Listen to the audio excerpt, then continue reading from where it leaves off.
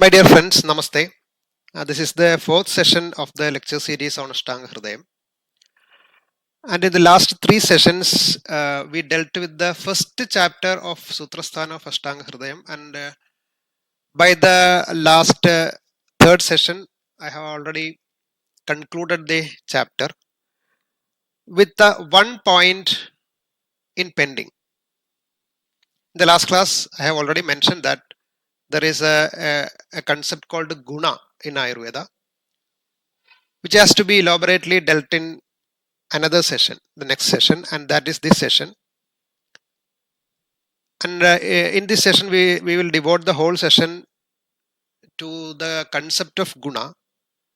Actually, the concept of guna is described in Ashtanga Hridayam Sutrasthana first chapter precisely in one sloka. But telling the meaning of that sloka only will not serve the purpose. So I plan to have another full session for describing what is gunam, what is the importance of gunam, how are we moving on to the concept of gunam in an applied aspect, because guna is a concept which is a core or crucial or critical in applying Ayurveda, and that is why I dedicated one whole session for the concept of guna. Before moving on to the concept of guna, there are three basic terms related to materials, the concept of material in Ayurveda.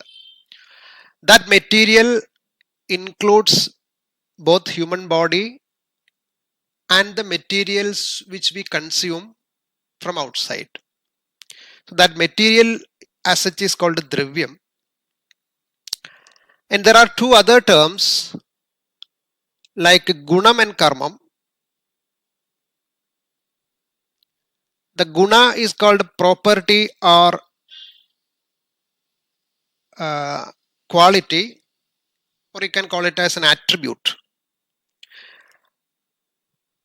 And the karma is the activity or function. Guna is one which we use to describe a material. For example, if you take a pen, you describe that material, that dravyam, with some qualities, like it is black colored, or it is blue in color, it is cylindrical, it is long, something like that. So such a qualifying attributes are called qualities, and the activity of that pen will be it's used to write something on a paper or something like that.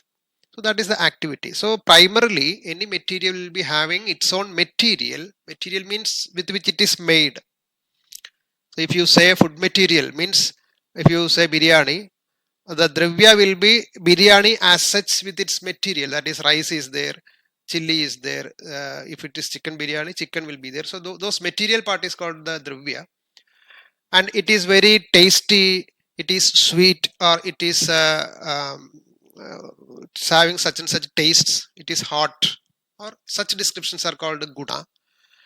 And the karma of that biryani will be an activity, a function which it makes in your body after consumption. So that will be dravya, guna and karma of the biryani. So definitely guna and karma are dependent on dravya. There is no independent existence of guna and karma. Guna and karma are dependent on dravya. Dravya is the actual thing which does exist. Guna is one which depends on dravya and prompt the later to perform karma. That is a very important thing. Guna prompts the dravya to perform karma, that we will explain later. For anything in the nature as well as in human body to perform some functions, there should be a suitable gunas behind. For any material to perform something, there should be a suitable guna behind. For example, if you want to write with a chalk on a blackboard, chalk will be the dravya and writing is the karma. The color of chalk should be white to make an impression on blackboard, or at least it should be a light color which makes a contrast with the black surface. So if you need to write on blackboard, writing is a karma. With a chalk, that is dravya, it should process white color, that is guna. So guna is the actual thing which prompts the dravya to perform an activity. if you need to ride a bicycle, its wheel should be circular. So riding is a karma and wheel is a dravya, and it should be circular to perform that karma. If you want a knife to cut something, it should be sharp. So sharpness is a guna which is dependent on knife to perform the karma, that is cutting something. So that is the basic relationship between dravyam, gunam and karma. In the same way, if tridoshas have to function in the body, they should possess some qualities. Tridoshas, we have already mentioned the some introduction regarding tridosha. So we, in this session, we are moving on to which all gunas are there for tridoshas. For that, we have to be familiar with the guna spectrum in Ayurveda. Tridoshas are already we have mentioned, that is tatra ruksho lakhu sita khara sushmaha chalaha anilaha. Vata is having gunas like ruksham, lakhu, sitam, kharam, sushmam and chalam.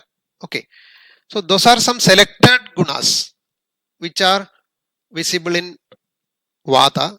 Likewise, pitta and kapha are having some other gunas.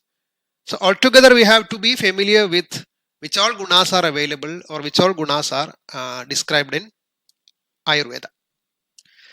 So if materials in the body in the form of food and medicines have to bring out some changes in the body, they should also possess gunas. So, in other words, inside the body there are tridoshas which possess some gunas. In the same way, materials you consume also will be having some gunas, some qualities. If they have to interact or make some changes in your body, there should be a pairing in between the qualities in the body and the qualities outside. That means there should be a common point or some commonalities between the gunas in the body and the outside. So we call the gunas will be the spectrum of guna applicable to your body should be the same in the materials outside also. Then only they can make changes in your body. So that is the pairing. So in toto, the universe in total will be having that your body is a microcosm of the universe, and the materials from outside, any material from outside, or even it can be a material, otherwise it can be some changes in the universe, like we have already mentioned the daily pattern, the seasonal changes, the environmental changes. All those changes will be having some sort of qualities including the materials, and the same thing will be there in your body so that they can make a suitable change in your body. In that way, we explain these qualities, these gunas, to be applicable to the whole universe. It's not the case of human body only. It will be applicable to the gunas will be the same in your body as well as outside. And another thing is, if the material is not visible, all the materials are not visible directly. So if the material is not visible, go for the gunas and karmas. That is a key principle regarding tridosha. Or is there sugar in the tea in this example? Yes, if you say yes, because you don't see the sugar directly, but you taste it and it is sweet. If it is sweet, you declare that there is sugar. So that taste is a guna. It's not a dravya, it is a guna, it's a property. So from that property, from that guna, you assume that there is sugar inside, even though it is not visible directly. The presence is there. In the same way, is there electricity in the circuit? Yes, because the fan is revolving. Revolution is a karma. So electricity is inferred from the activity. It is not directly appreciable. If you go for directly appreciating or directly experiencing the electricity, you won't be there anymore. So safely you put on the switch, see whether the fan is revolving or not. If fan is revolving, you declare that there is electricity. So you can assume, you can infer a dravya, a material, if there are some activities or qualities which signifies the material. So if tridoshas have to be tested, because tridosha is present everywhere in the body. You cannot, sometimes you cannot spot Tridosha somewhere because it is all pervading in the body, or disseminated, totally disseminated in the body, distributed in the body. So if you go for testing Tridosha or verifying Tridosha, it's not that easy to verify Tridosha in form, in a gross form. So you go for the gunas and karmas, primarily gunas. Karmas are the product of gunas. Karmas are the byproducts of gunas. So we primarily go for gunas for testing whether tridoshas are present in the body, in which quantity it is there, is there any fluctuations, is there an abnormality. All those things are tested based on gunas. That is why instead of defining tridosha, in the Ayushkamiyam Adhyayam, Vagpada enlisted the gunas. It takes the role of a definition. He just mentioned that Vata is having such gunas, not mentioning what actually Vata is, or precisely he did not define Vata, because the definition of Vata is based on the qualities or the gunas. So that is the introduction to the concept of guna and how it is important in defining the qualities or activities of Tridosha. With that introduction, we move on to another aspect of guna. We were speaking about the nature. The whole nature uh, is attributed by different gunas and all. There is a principle of dichotomy for nature, because nature is an ensemble of, is a conglomeration of mutually opposite contradictory qualities. For example, one side there is Ushna. Ushna means hot. Yeah. If you take the seasonal changes, one side there is a hotness, on the other side there is Sitam, that is coldness. So the total universe is a balanced state of mutually contradictory phenomena. One among such contradictory phenomena will be a destructive phenomena and a constructive phenomena. So the whole universe is a balanced state of destruction and construction. One way there is a construction, and on the other way the constructed things will be undergoing destruction. The same thing will reorganize to make new things. So construction destruction dichotomy is a very basic nature of the universe. In the human body also it is like that. So there are constructive changes and destructive changes in human body. We can see the list of things. As you already, there is no meaning in explaining all these things. This is very evident that there are many things which are uh, in a way constructive. For example, birth, growth, anabolism, storage, conservation, assimilation, accumulation, synthesis, repair, protection, immunity. All those things are the constructive aspect of human body or health. On the other way, there is natural destructions in the body like death, degeneration. Everything is natural. Both the things are natural. Catabolism, release, utilization. So for assimilation, there is rejection. For accumulation, there is division. For synthesis, there is a degradation. For repair, there is discontinuity. So vulnerability, susceptibility, all these things uh, hints on the destructive nature of the body. So taking this to another scenario, that is, already there is a destructive and constructive phases in human body which is evident in every second, every moment of a living body. There are mutually opposite qualities also. We have already dealt with such qualities in the previous classes. Sitam is one quality that is called, Ushna is another one. Guru, heaviness is there, and lightness also is there. Snigdham is a wet and oiliness, and Ruksha is the dryness. Mandam is slow, Tikshnam is sharp or fast. Sthira is stable, Chala is unstable or mobile. All these things are there in human body as well as in the nature. There is Ushna in the nature, there is Sita in the nature. Everything is there in the nature as well as in the human body. And you can just classify them into which we have already mentioned in the last slide. That is constructive and destructive. The constructive forces or constructive phenomena usually go with a Sita. Sita is always a constructive thing. If you uh, consider Sita and Dushna, the dichotomy of Sita and Ushna. Sita is more constructive and Ushna is more destructive. No need to explain much. Likewise, Guru is more constructive, Lakhu is more, it's a destructive process. Lakhu means lightening things. So it is a sort of destructive process. Snigdha is a binding property, or it is wet or oily. Snigdha property binds things together.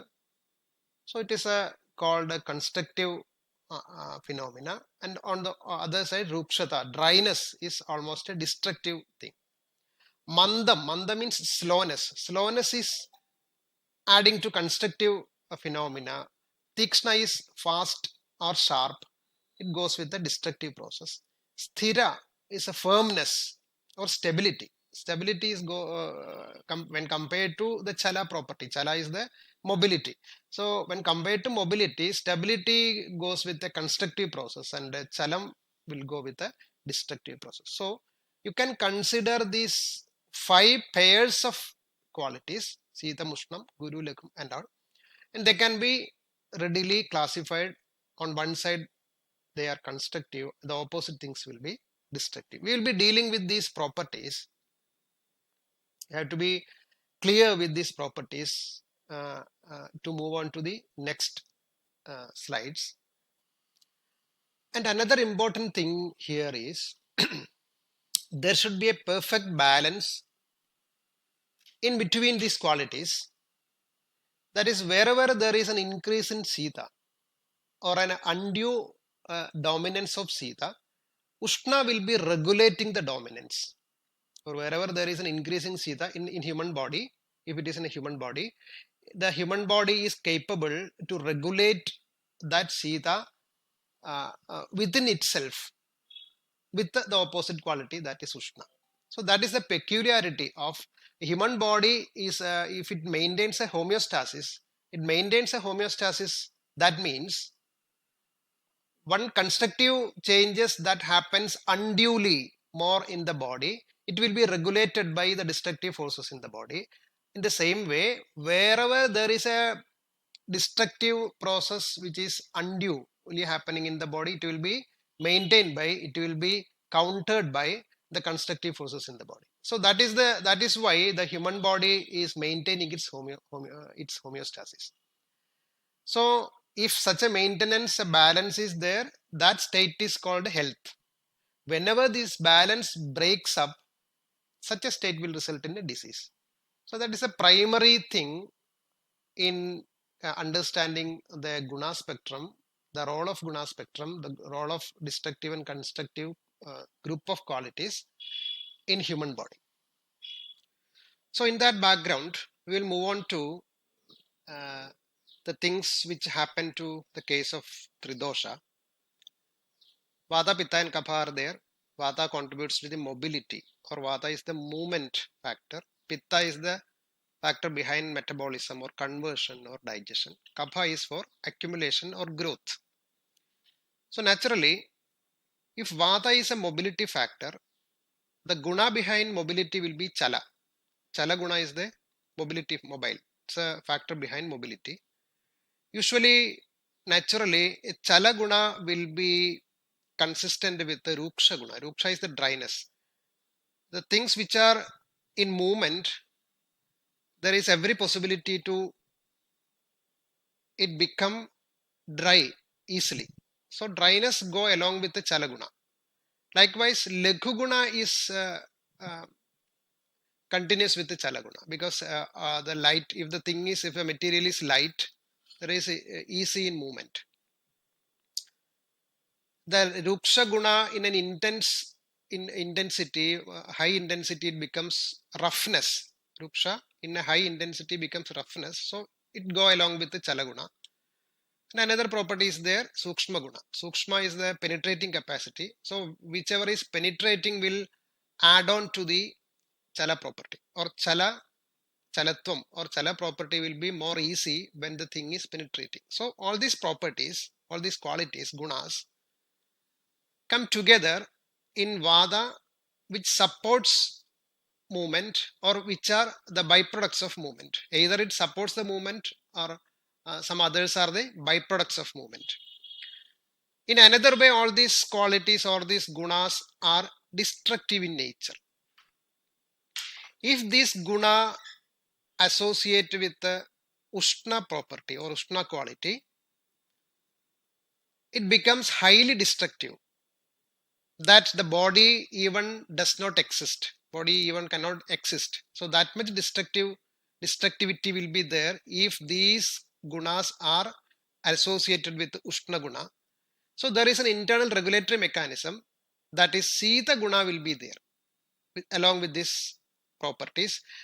There is an internal regulation because Sita guna is somewhat constructive in nature. So in Vata, the majority of the qualities, gunas, are on the destructive group, but to regulate the things to an optimum level, Sita will be present in Vata. So there is an internal regulatory mechanism in Vata. Anyway, most of the properties are destructive in nature, as we see in this list. In the case of Pittam, Pittam is responsible for digestion or metabolism. Naturally, it will be Ushna. Basal metabolism is indicated by the presence of Ushna quality. And there is another quality called Tikshna, sharpness. Sharpness is the responsible guna, which brings out the division of things, or it can be called as a cutting edge or disintegration. The food we intake is subjected to disintegration or division. So there should be a sharpness for that that dosha, which brings out this disintegration and all. And naturally it will become Laghu also. Laghu means if Ushna and Tikshna are there, both these gunas are destructive in nature. Naturally there is another destructive quality, that is Laghu. So Pitta is basically Ushnam and Tikshnam along with the Laghu. But the thing is, digestion is not always destructive only. One phase of digestion is disintegrative, but the final phase of digestion is integrative or constructive. So there should be some balancing qualities in Pitta itself. It is represented by Snigdha. Snigdha is the binding property. And another quality is flowing quality. For flowing nature means Drava Sara properties. Drava is the liquidity and Sara is the flowing nature. Because for metabolic activity to happen in human body in a continuous manner or in a flawless style, there should be maintenance of a flow from one part of the body to another. It can be from circulation to cells, it can be from GI tract to circulation. So everywhere there should be a flowing tendency. So both these qualities will be associated with the Ushna Tikshna Laghu property. So Pitta becomes Ushnam Tikshna Laghu, Snigdham Dravam and Saram, naturally. In the case of Kapha, Kapha is an accumulation or growth principle. Totally Kapha should be accumulative or constructive. There is no need of destructive process in the case of Kapha. Vata is dominantly destructive. Pitta is a combination of destruction and construction. Kapha will be totally constructive. So it will be Snigdha, it will be Sita, it will be Guru, it will be Manda, it will be Sthira. So Kapha is just opposite to almost all the qualities of Vata. Vata is Chala, Kapha is Sthira. Vata is Ruksha, Kapha is Snigdha. Vata is Laghu, Kapha is Guru. So it's almost Vata and Kapha are contradictory to each other. So it comes that the doshas by their qualities are mutually regulating. And even in the case of Vata and Pitta, there are internal regulatory mechanisms because Vata and Pitta are highly active in nature. Kapha is not that much active. The growth accumulation happens in a slow pace because Manda guna is there. Manda is the slowness. So it happens in a slow pace. So there is no need of an internal regulatory mechanism. But in the case of Vata and Pitta, there should be an internal regulatory mechanism. Otherwise, they will become highly destructive. So there is an internal regulatory mechanism in the case of Vata and Pitta. Pitta is Ushna. Ushna is a quality of fire. So if fire is there, that fire should be controlled in some way or other. So that is why this snigdha property is there, or wet property is there. If it was dry, if it was ruksha, that destruction will happen it's in its uh, utmost situation or intense situation. So that is not happening in the body. The digestion is not a destructive process only. So in that way, um, with the help of qualities, with the help of gunas, Vata and Pitta and Kapha are mutually controlling. When Vata is functioning with Chala property or more active involvement of Vata is there, Kapha will be there to support Vata, or Kapha will be there to rectify the destructive process which Vata brings out. Vata usually brings out destructive process, but Kapha is there to regulate that destruction, because almost all the qualities of Kapha are opposite to Vata. In Pitta, there is an internal regulatory mechanism in itself. So that is the way in which Tridoshas are functioning in the body in a harmonious fashion. Now we will move on to another area. That is, till now we were explaining the fashion of functioning of gunas inside the body. We will move on to some factors which influences the body from outside. The major items among them will be food materials. So here is a example of milk. As you all know, milk is the most constructive food because it contributes to the growth of the body, nourishment of the body, repair of the body, immunity of the body. So that is why milk is taken as a model food. In that way, milk will be having snigdha property. Snigdha means it has a fat content, so it is snigdha. Along with that, it is sita, that is guru, heavy to digest, and manda. Manda will be the slow action, slow acting in the body. Milk will not bring out a fast change in the body. Almost all the food materials which you consume at larger quantities are manda itself, because they bring out changes in the body very slowly. It's not an abrupt change. A food material is not bringing an abrupt change in your body. So almost all those things will be manda in nature. So totally, the quality, the gunas which represents the constructive aspect of uh, human body is clubbed together in the case of milk. On the other side, along with the gross consumption of such constructive foods in your body or nutritive foods in your body, you are taking some other food materials also, which you can say as an adjoint to the food materials otherwise consumed, like red chili. Red chili is not it's a major part of your food stuff. It contributes to the to make some taste in the food. It's smaller quantities, in adequate quantities, it makes taste to the food, and the food becomes more digestive, or it increases the digestive capacity inside you. So in that way, it makes an addition or a complementary part to the other food materials. They are not consumed in a larger quantity because they are totally destructive in nature. They are ushna in quality because they increases digestive power. If you take such materials in bigger quantities, it will destroy. It may make a destructive process in your body because they are ushna, ruksha, laghu, and tikshna. But we need such materials in an optimum quantity, in a minimum quantity, to make the body ready to contain the gross food materials like this milk and all, because such materials, these type of material make the materials like milk and such heavy things, there is a tendency to make your digestive power diminished. So to counter that thing, you have to add some spicy agents, some appetizer agents, some stimulants, something like that. But that stimulation, if it goes beyond a boundary, it will create problems in the body. That is why we are not advising to take spicy things in a bigger quantity. So totally, the food materials can be grouped in this way. One is a totally constructive thing. The other one is used in a lesser quantity, which is predominantly destructive otherwise.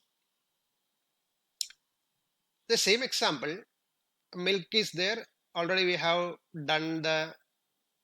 enlisted the qualities there. The Sita is there, Snigdha, Guru, Manda is there. And the same things are there in ghee also. Ghee is the extract of milk.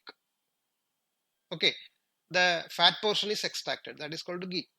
So there will be Snigdha will be more, or Guru will be more, or Mandatva will be more, predominantly in ghee. But the difference lies in this is a liquid thing, and even it is a laxative also. Milk is a somewhat a small laxative property is there for milk in your body. That means there is a Drava Sara thing, because Sara is a flowing nature, Drava is a liquid nature. So these two qualities contribute to the laxative property of the milk, but there is not that much laxation in the case of ghee. So it will be opposite to these properties, Sthiram and Saram, Sandram. So that is the difference between these two things. What makes the difference between milk and ghee is a combination. In combination, there are some slight changes in the combination. While we extract ghee outside to ghee from the milk, the remaining portion is known as buttermilk. So naturally, the Snigdha Guru items of milk is extracted as ghee, and what remaining will be Ruksham and Lakhu. So buttermilk will be, basically it is Sita because it is a milk product. But the Snigdha Guru portions are extracted, the remaining will be Ruksha and Lakhu. So that is the difference between milk and buttermilk. So in this way, you can explain any number of food items in terms of guna. That is all about the food items. Now we will move on to some changes in the environment. This is the morning time, this is noon time, and this is the evening. Noon time, as you all know, it is very evident it is Ushna. And comparatively, morning and evening will be Sita. Ushna will be contributing to Pitta. So noon time will be predominantly Pitta. Morning, what happens is morning Sita Snigdha is there. Snigdham is a wetness is there. Morning will be more wet than evening, because evening time, the daily pattern move on to evening time after noon time. So noon dryness will be there. So that dryness will be retained in the evening. So evening Sita will be more Ruksha. Comparatively, when comparing to the morning Sita, evening Sita will be more Ruksha, so it contributes to Vada. The combination is contributory to Vada. In the morning, Siddham, Snigdham is there, so it is contributory to Kapha. In the same way, the seasonal pattern also, this is a summer. You take it as a summer, Ushna will be there. And this is a rainy season. The major season, summer, rain and winter. So this will be Ushna, this will be Sita, here it is Sita, here it is Snigdha. So in that way also, that properties, qualities of the season influence your body. Ushna and Ruksha will be predominant here. Snigdham and Sitam and Snigdham will be predominant here.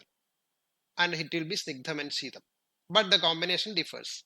Here it will be more Snigdha, here it will be more Sita. In the same way, the intermediate seasons also will be having some other combinations, like Ushta Snigdham here. It is a Sharat, it is called autumn. Here it is Ushtam and Sitam intermittently. This is called a spring season. Spring is in the morning, the day hours, it will be more Ushna, and the night hours it will be more Sita. So Ushna Sita combination will be there. It is a very peculiar combination.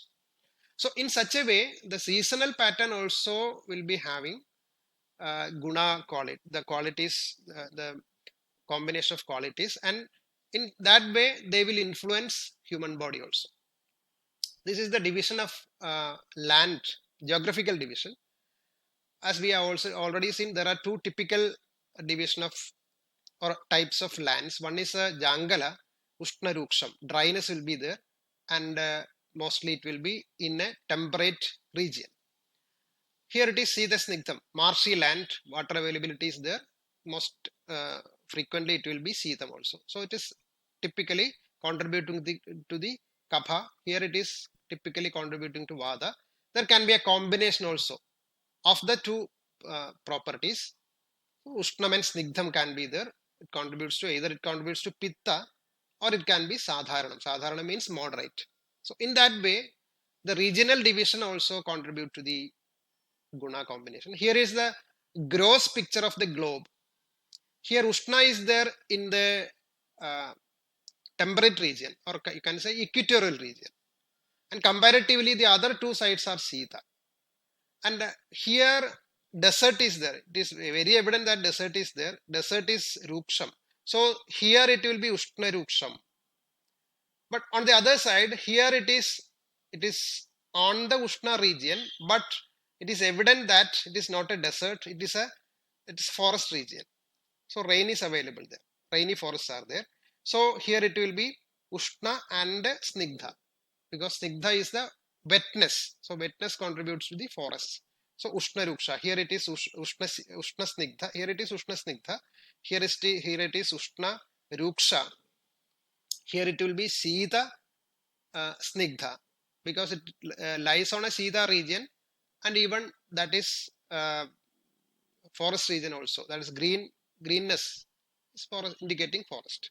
So it will be Sitam and Snigdham.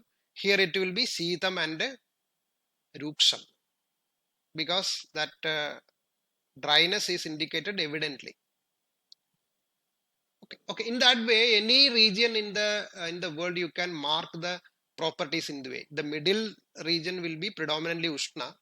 According to the availability of water, or according to the presence of forest, you can decide whether it is Snigdham and Ruksham, Snigdham or Ruksham. In that way, any region in the universe can be broadly demarcated in terms of gunas.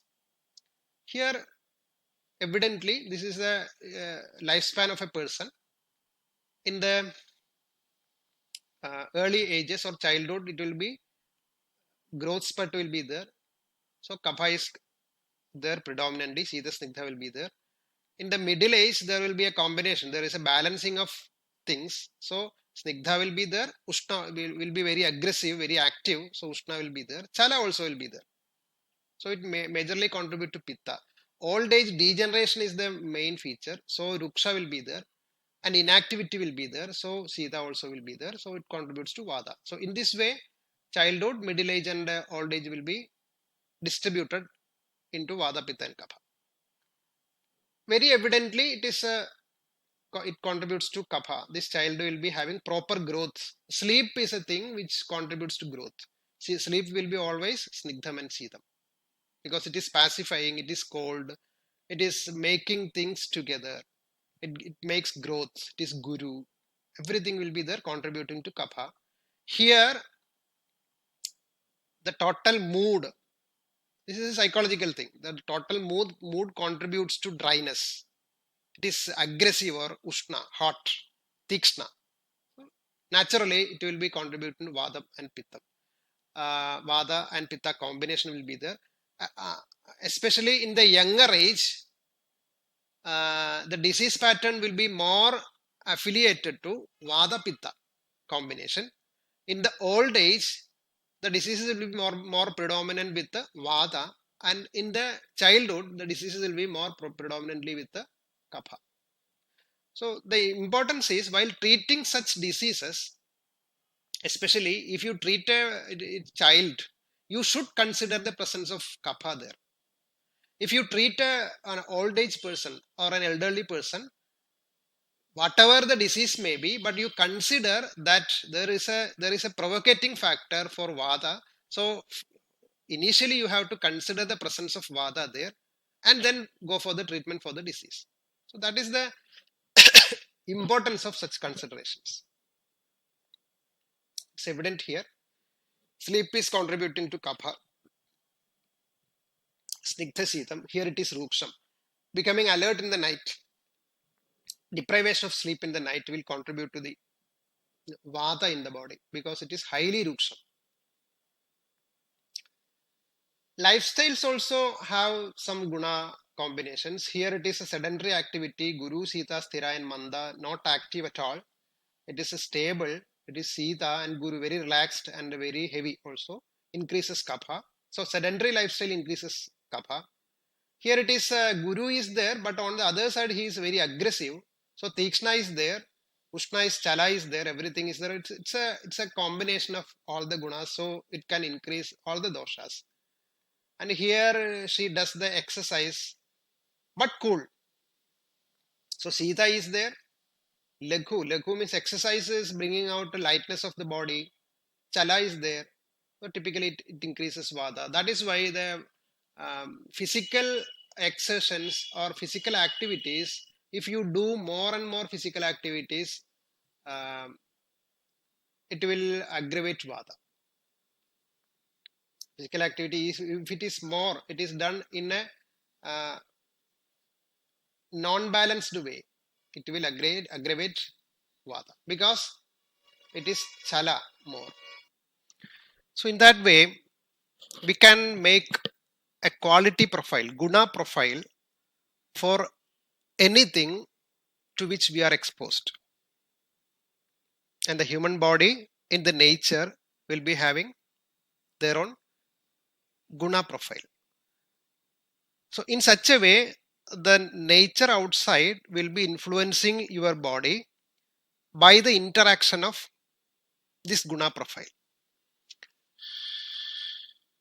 This rule is called a Samanya Vishesh Siddhantam. Whichever the guna profile is there for a thing which we consume, it will add to the similar gunas in the body and it will reduce the opposite gunas in the body. That is the logic behind why we consider gunas in opposite pairs.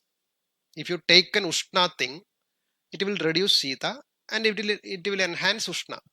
So we take these things in a dichotomy.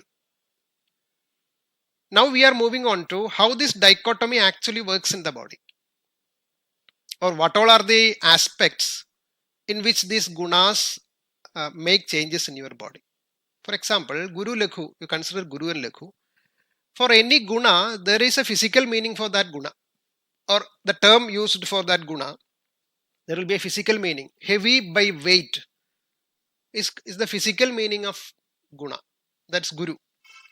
It's light by weight. So by weighing a material, you can have the physical guna there, but that is not that much important in a biological point of view, because biologically the guna means, for example, biologically the guna means if a thing is heavy to digest, that is called Guru, and if it is light to digest, that is called Lakhu. So we consider Guru and Lakhu not in a physical parameter, but in a biological, more in a biological parameter. Heavy with the nutrients can be Guru, and light with respect to amount of nutrients, nutritional value, it will be Lakhu. It will be more nourishing, it will be mostly degenerating. In a nutritional point of view, the macronutrients will be abundant in Guru and micronutrients in Lakhu. That also is possible. The same thing contribute to a pathological sequence, abnormal growths in size, adding to the content of a tissue, that is abnormal growth. It can be in a gross abnormal growth, that is obesity, and such pathologies are there. Even cancerous cells, such pathology, growth, lumps and all. So almost all those things come under the contribution of Guru. If you consume more and more Guru things, it contributes to this sort of things. Obesity related, you can call it as a hypertrophy. On the other side, abnormal reduction in size, emaciation, hypertrophy, etc. are related to the Lakhu component of human body. In a pharmacological point of view, it will be nourishing, accumulating, preventing degeneration, that Guru, and Lakhu will be size reducing, scarifying. Scarifying means to make things reduced. Even in a psychological point of view, Gurutvam is Guru of mind. What is Guru of mind? Means it is a heaviness or confusion or such feelings. My mind is very much heavy. So this term Guru and Lakhu are not only physical. Either it can be have a physical meaning, biological meaning, and a pathological meaning, even psychological meaning. But the prime concern, prime element, or the core element of such things will be the heaviness part of the property. So you can explain the guru in different contexts in different ways. That is why guru is a term, or the gunas, the terminology used in guna are applied at different aspects in different sites or different contexts. So we cannot explain all those things by explaining the term guru or the term. So it's a spectrum, or you can call it as a system. Anywhere this system will be having a particular function. So just to illustrate that gunas are applied in spectrum or gunas are applied in system, I explain these things here. In this way you can explain almost all other gunas in these approaches, different approaches. I will just go through them. I am not going to explain all of them. It is very well self-explanatory, but we will move on to those areas in a fast pace. Ushna Sitam. Physically it is hot and cold. Biologically appetizing, promoting BMR, hyperthermic and vasodilating properties are there with Ushnam. The contrary property, reducing appetite, lessening BMR, hypothermic and vasoconstriction will be there in Sitam. Okay, hyperthermia, hypermetabolism, hypothermia, hypometabolism, as in the case of the thyroid dysfunction. The thyroid dysfunctions are well explained in the terms of Ushnam and Sitam. Ushnam is hyperthyroidism will be contributing to all the features of Ushnam, and hypothyroidism with the Sitam. I'm not correlating things, but just to understand things. Pharmacologically enhancing metabolism, increasing bioavailability of nutrients, all those things with Ushnam, and normalizing metabolism, block hyperflow is with the Sitam. Psychologically short-tempered and even-tempered. So almost all the aspects can be described there. Likewise, Snigdha Sitam, physically it is wet or oily and Ruksham will be dry. Biologically, moisturizing, smoothening, lubricating, hydrating, pro-secretory and protective factors are there with the Snigdha. With the Ruksha, dehydration will be there, bring out friction, anti-secretory and degenerative changes will be there. Nutritionally loaded with lipids and carbohydrates. It will be less nutritional with respect to lipids and carbohydrates. And the trace elements will be there as in the case of Laghu. It's not a Ruksha food is not totally contraindicated for intake, because in Ruksha food, even though carbohydrate and fat and proteins are not rich there, there can be some micronutrients. That should also be considered. It's not totally forbidden. Pathologically, hyperlipidemia, when associated with Ushna, it leads to putrefaction, over-secretory, inflammatory process, if it is associated with Ushna. So you can take the combination of gunas also. That is the spirit of including this thing here. It is not only Snigdha. When Snigdha is combined with Ushna, so wetness will be there, temperature will be there. That goes with an inflammatory process. So in that way, inflammatory process can be a combination of Ushnam and Snigdham. In Ruksham, it will be degenerative changes and dehydrating changes. Pharmacologically, lubricating, secretagogue and sustaining moisture, sustaining things will be pharmacologically having Snigdha property. Antilipidemic, maintenance of optimum dryness in wounds, etc. They goes with the Ruksha. Psychologically, Snigdha will be affectionate and Ruksha will be hateful. Mandam and Tikshnam. Mandam is slow and Tikshna will be fast and sharp, or there is a cutting edge in Tikshna. Biologically, slow action, pacifying flows, the natural flow will be maintained, fastness will be controlled. Hyposensitivity will be there. Synthetic, it will be synthetic, it gross absorption will be there. In Tikshna, it is fast acting, activating and stimulating the flows in the body. For example, neural stimulation and all. Hypersensitivity will be there. It will be disintegrating things. Selective absorption will be there. Because for selective absorption, the things you have to select things by cutting things into different pieces. So selective absorption will be there. Pathologically, Manda leads to chronicity. because it is a very slowly progressive. So chronic diseases are predominantly manda. Slow accumulation, slowness in flow, etc. Acuteness of disease, abrupt accumulation, increased flow, toxicity, hypersensitivity reactions, etc. comes with the tikshna. The message is, while you treat such diseases, you should consider this guna there. You have to adopt the opposite guna to treat such diseases. So that is the basic idea, basic message to consider all these things. While going for treatment, you have to consider this guna and take, for example, if you treat for hypersensitivity, the drug you used should not contain tikshna property. Tikshna property is always creating hypersensitivity. So while treating this hypersensitivity, the drug should not anyway in any for any reason it should not contain Tikshna. It should be manda in property. So that is the spirit of analyzing things into this type of approaches. And regulating hyperflow, emesis, purgation, bleeding. This is a manda. Emesis, purgation, and bleeding are regulated with the manda drugs. Sustaining the effect of drugs in the body, anti-toxicity, desensitization, etc. happens while you use the drugs with the manda property. While using drugs with the tikshna property, fast action for life, sometimes you need some fast action.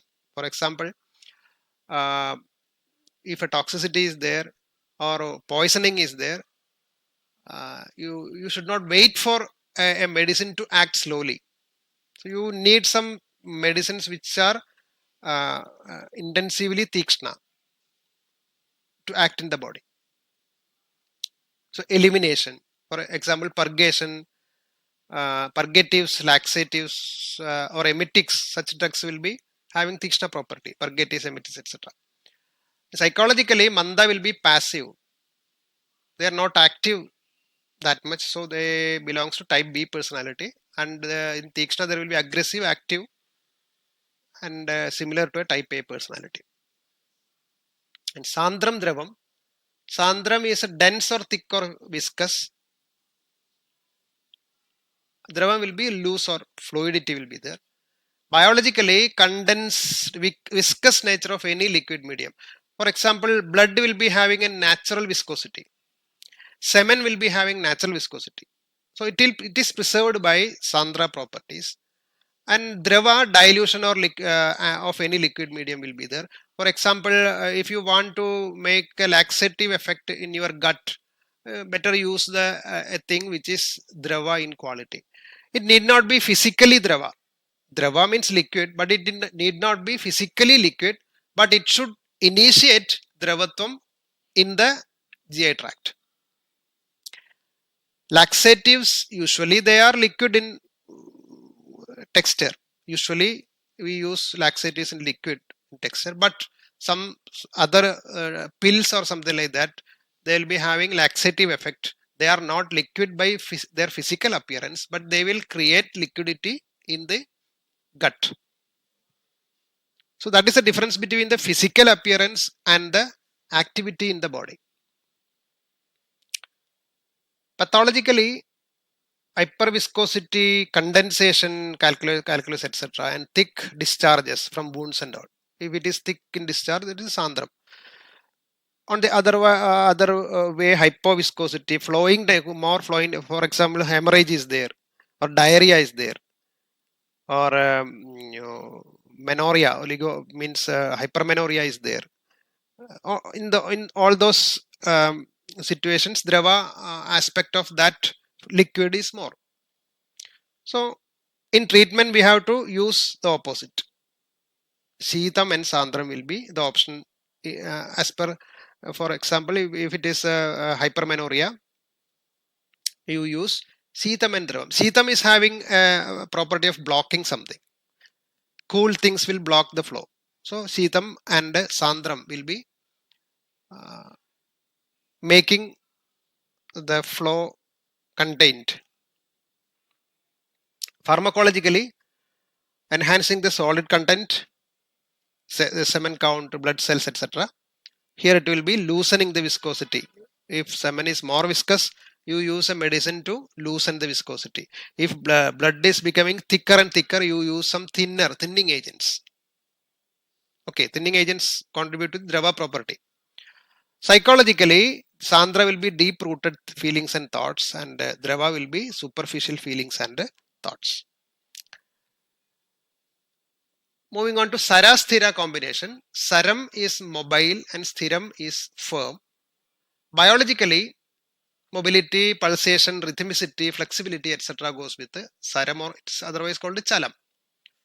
In Sthiram, it will be static and rigid. Pathologically, hypermobile, hyperpulsating, inconsistent behavior of especially heartbeat and all, pulsations, inconsistent pulsation, abnormal movements like a chorea or tremor or something like that, dysrhythmicity for in the case of rhythmic things like heartbeat, rigidity on the other side, rigidity, stiffness and stagnation will be there in the case of Sthira.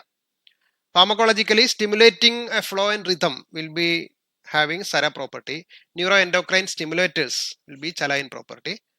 And lessening hyperactivity, impulse regulation, maintenance of optimum flow, all those things comes with the Sthira. You can have Sthira with the Sita also in such situations, because the activities of these gunas can overlap. Sthira, some sort of activities with Sthira will be there along with the Sita also, because Sita is somewhat making things stagnant. Sthira also is a stagnant. So drugs with the Sita and Sthira will be creating stagnance perfectly. So there can be a complementary aspect of these gunas. One guna can be complemented by another guna. Psychologically, flight of ideas, fluctuating ideas, feelings, mood swings, etc. will be there with the Saram, and with the Sthiram, firmness in feelings and thought perseverance will be there. Mrudu Katinam is another dichotomy. Mrudu is soft and Katinam is hard. Softening and healing will be there with Mrudu. Keratinizing and scar forming will be there with the Katinam. Pathologically, softening of tissue, different types of malacia will be there. And sclerotic changes is brought about by Katina property. Psychologically, softness is there and hardness is there. Vishadam Pichilam is another pair of qualities. And physically, Vishadam is clear and non-sticky. Pichilam will be sticky. If you take the case of atherosclerosis or dyslipidemia, the lipids, if there is a tendency to stick on the walls of the blood vessel, that is due to the pichila property. Normally it should not stick. So normally it should be Vishada, even though it is fat containing. Normally it should be Vishada, but abnormally, if it comes with the pichila property, there is a tendency to stick on the walls. That creates narrowing of the blood vessel. Biologically, clarifying the surface is the Vishada, and making the surface sticky, cohesive and adhesive is with the Pichila. Pathologically, preventing cohesion and adhesion will be with Vishada, and abnormal cohesions, making abnormal layers, etc. For a simple example is, your tongue will be coated after taking a glass of payasam, a glass of milk. Pichila Swabhava is more there. Normally it should not happen. So there is some sort of abnormality in your body which makes tongue coated with this type of materials. So pichilatham will be there. Eyelashes will be coated if you have some conjunctivitis and all. So it is a sticky nature. Normally it should not happen. Even our sputum, if you spit your sputum to a wash basin, if pichila property is there, it will stick on to the surface. It will not be easily washed out. So that is an abnormality. We call it as it's a purulence is there, something like that. So it contributes to pichilatham. Normally, if you have some sputum, while pouring some water, it should go out. So that is Vishadam. So psychologically, Vishadam is a sort of detachment and pichilatham is a sort of attachment. Sthulam Sukshmam is another pair. Gross and subtle is the translation physically. Binding and protecting will be there. Penetrating, disrupting and integrity. Disrupting the integrity is the property of Sukshmam. Over resistant to external agent is the pathological implication of Sthulam. So over penetrating. Psychologically, Sthulam will be masking your emotions, and Sukshma will be pervasive. Vishadam Pichilam, as we have already mentioned. So with that, in this section, the last session, I tried to understand the guna profile or guna spectrum in different aspects. The intention of such an explanation is we cannot limit the concept of guna in one aspect only. There are many aspects to guna. So while going to the pathological sequence, while going to the treatment aspect, while going to the lifestyle factors, everywhere we have to consider these gunas into different approaches or different aspects, so that we we can identify the guna profile in such and such situations, or we can apply the guna profile for treating such situations. In that way, guna concept of guna spectrum is very much important. I know this description is very much complicated as far as your level of understanding is concerned, but I stressed on this presentation because the Ayurvedic understanding of things basically is contributed by the concept of guna. Anywhere, while advancing to the etiological factors, while advancing to the pathological sequence treatment, and even here the makeup of human body, anything, you can see all those things in terms of, if you can see such things in terms of guna, you becomes an Ayurvedist. Even the modern things which are explained in pathology, all those things can be viewed. We need not correlate them totally into one or two terms, but if you can view such things in the terms of guna, it will be more interesting. It's not in, then you become then you make all the knowledge in an Ayurvedic parlance.